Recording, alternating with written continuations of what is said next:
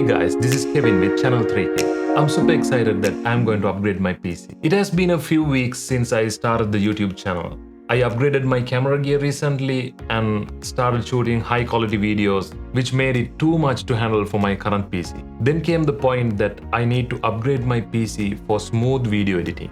I did some research and made a list of all the parts needed to build the PC from scratch, and thought to do a series of videos, which this is the video number 1 of a total of 2 or maybe 3 videos. And please note, this is not the budget friendly option for video editing, and it's also not the super high end of everything. I think this is the best bang for buck PC build, and in other words, the best value for money PC for video editing. I'm going to build this more focused for performance. Watch the video till the end. I have something new that we are planning to bring you in future from the channel, and it'll be mainly for Sri Lankan viewers, but don't worry, there will be plans for others, as we love you all whatever your ethnicity is. Let's roll the intro.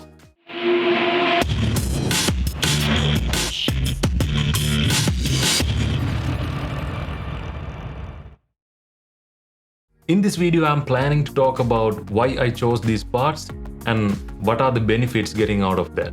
I'm not going to assemble the PC today, so if someone interested to build PC for the first time, they have the time to get some parts and organize. So I will do the next video after 1 week and they can join and build with me. If the second video is short, then I will do how to install a fresh copy of Windows in the same video. If not, it'll be the video number 3.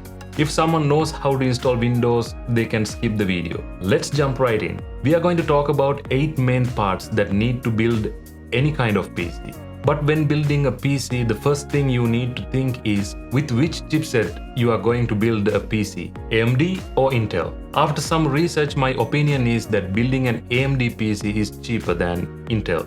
Sometimes mid-range AMD processors comes with cooling fans, but in Intel you have to purchase separately. And building an AMD system is future-proof as well. What I mean by this is most of the time you can use with 2 generations back CPUs with the newer motherboards. We can talk about Intel versus AMD all day, but we'll settle for the AMD and let's get forward.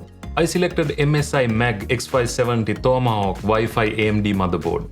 That's a long name. Because I needed to support PCI 4 with the 2 M.2 slots for storage, and then onboard Wi-Fi 6 for faster network speeds, and I needed USB Type-C ports for connecting.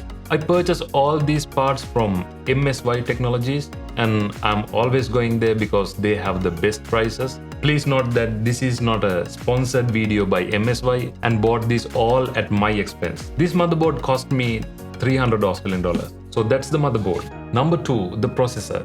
Since we are building an AMD system, I was going with Ryzen CPUs. Video editing is more about multi-core processing.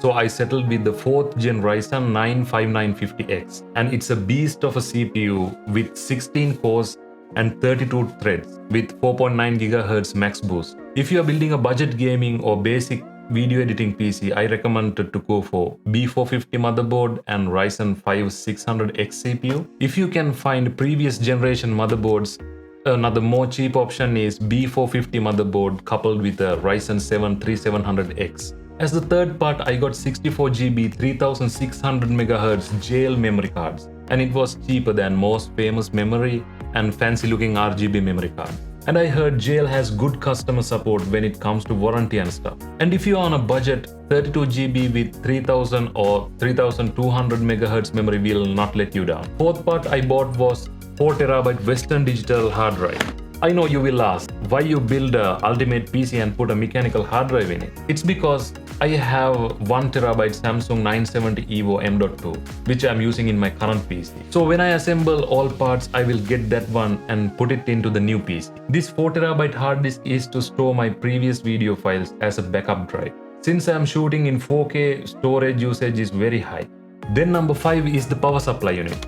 I should have gone for a fully modular power supply, but since I am focusing more on performance than the look, I have gone with the CoolerMaster 850 watt power supply. And this is a cheap option with 80 plus gold rating and 5 years warranty. 650 watts should be enough for this rig, but since I am planning to upgrade my graphic cards in future, I have bought this 850 watt PSU for 149 Australian dollars. This is the best 800 watt value for money PSU I could find. Then the sixth and the most interesting part in a PC when it comes to gaming or video editing. Guess what? The graphics card. Again, it was a battle between AMD versus Nvidia. Currently, I have this AMD Radeon RX 6900 XT, which is the highest end AMD card you can get at the moment with 16 GB of memory. But the problem is, since I am using DaVinci Resolve to edit my videos, the software is working more efficiently with Nvidia card, as DaVinci Resolve uses CUDA cores. Don't worry if you are not familiar with the term CUDA cores. Just think it as something in Nvidia has and AMD doesn't. So I have selected the GeForce RTX 3060 Ti, which is not the highest end graphic cards on the market from Nvidia, but the best bang for buck card in the market, which will support for video editing and gaming as well. Someone can say with this rig you should have gone with RTX 3080, but I think it's not worth paying another $1,100 for additional 17% of performance. But if you have the budget, you can definitely go for RTX 2080 or maybe 3090. And for the budget option, if you are gaming, I think it's better to go for a mid-range AMD card or previous generation 2000 series Nvidia cards. Let's get to the seventh part, and it's also an interesting part when building a PC. It's the case. Here I have bought a Corsair 4000D Airflow tempered glass mid-tower ATX case. Why are these names are so long? Anyway, one of the reasons I bought this one is Corsair makes most of the best cases in the industry. But this model cost me only $119. It's a DIY friendly and a lot of space for cable management, which you can see in the next video, and has a good airflow, and with the current trend it has a tempered glass panel as well. Eighth and the final part.